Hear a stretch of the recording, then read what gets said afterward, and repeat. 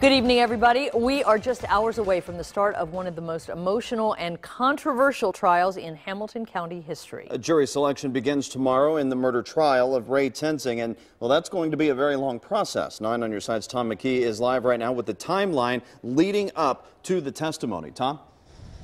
Well, there are 234 men and women that are going to be coming to the Hamilton County Courthouse on Tuesday to begin filling out jury questionnaires. They are 25 pages long, and I'm told that they're going to take most of the day to complete.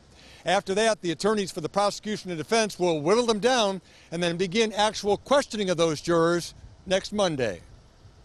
The stakes are high for Ray Tensing as he faces charges of murder and voluntary manslaughter for the shooting of Sam DuBose.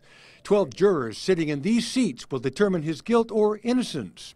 Criminal defense attorney Marty Penniless has a good idea of what to expect. But you are looking for somebody who, in spite of what they have read, in spite of what they have seen on television, can set it aside and listen to the evidence that they hear only from that courtroom. Over 200 prospective jurors will fill out questionnaires starting Tuesday. Both sides will spend the rest of the week reviewing them. You'll see questions on background.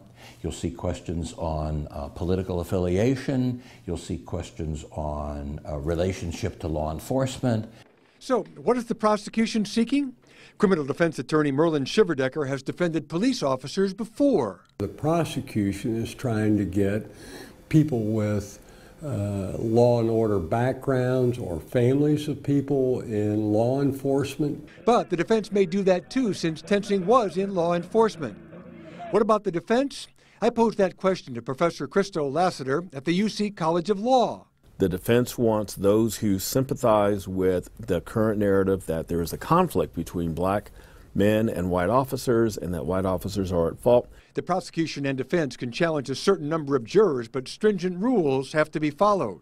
Each side may not exclude jurors on race, age, or any other discriminating factor.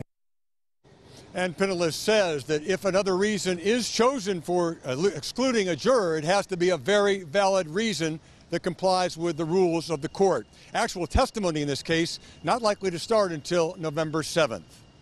Tom McKee, 9 on your side, live at the Hamilton County Courthouse downtown.